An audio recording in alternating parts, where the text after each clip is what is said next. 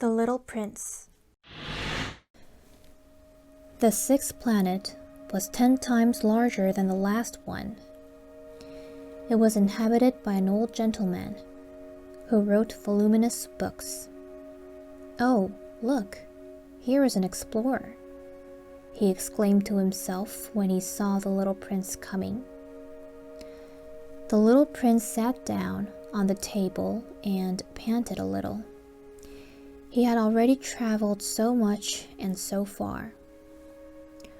"Where do you come from?" the old gentleman said to him. "What is that big book?" said the little prince. "What are you doing?" "I'm a geographer," the old gentleman said to him. "What is a geographer?" asked the little prince. "A geographer is a scholar who knows the location of all the seas, rivers, towns, mountains, and deserts." "That is very interesting," said the little prince.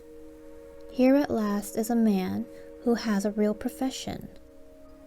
And he cast a look around him at the planet of the geographer. It was the most magnificent and stately planet that he had ever seen. "Your planet is very beautiful," he said.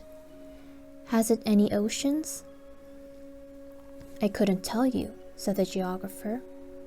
"Ah," the little prince was disappointed. "Has it any mountains?"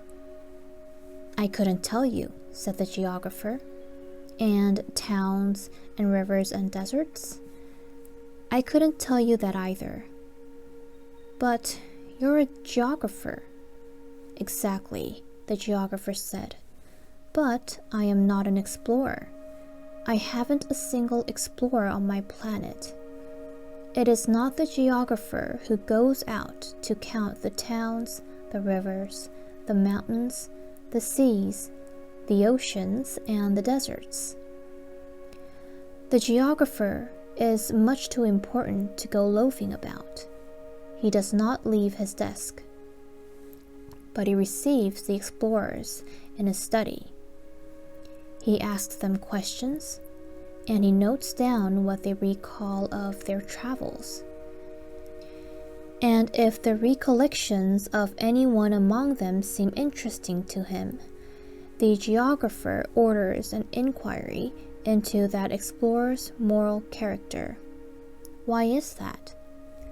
Because an explorer who told lies would bring disaster on the books of the geographer.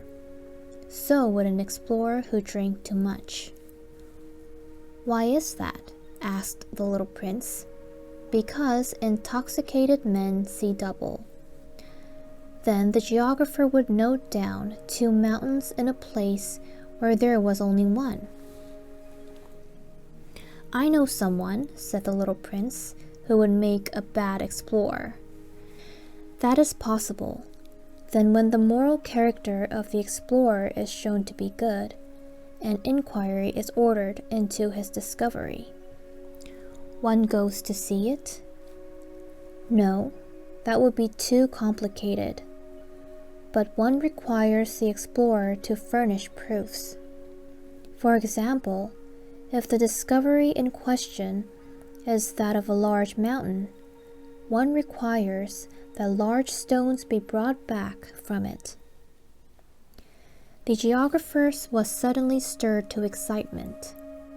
"But you come from far away. You're an explorer.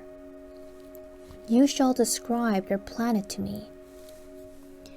And having opened his big register, the geographer sharpened his pencil. The recitals of explorers are put down first in pencil. One waits until the explorer has furnished proofs before putting them down in ink. "Well," said the geographer expectantly.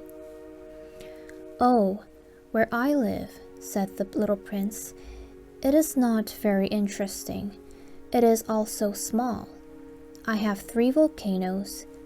2 volcanoes are active and the other is extinct, But one never knows. One never knows, said the geographer. I have also a flower. We do not record flowers, said the geographer. Why is that?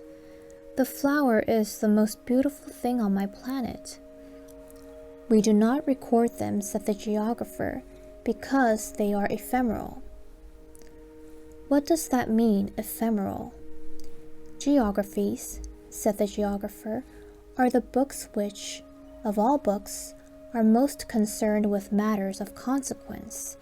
They never become old-fashioned. It is very rarely that a mountain changes its position.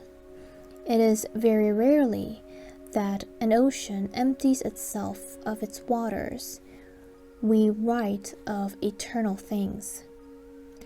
But extinct volcanoes may come to life again, the little prince interrupted.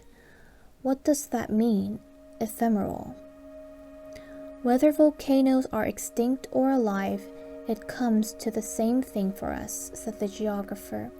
The thing that matters to us is the mountain. It does not change.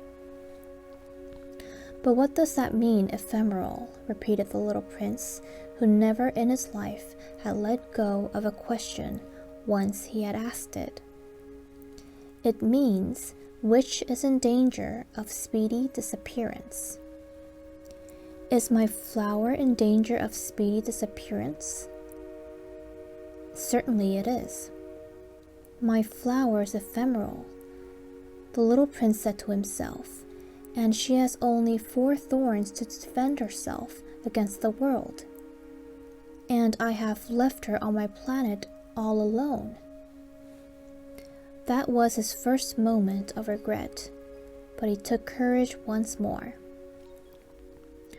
What place would you advise me to visit now? He asked. The planet Earth, replied the geographer. It has a good reputation.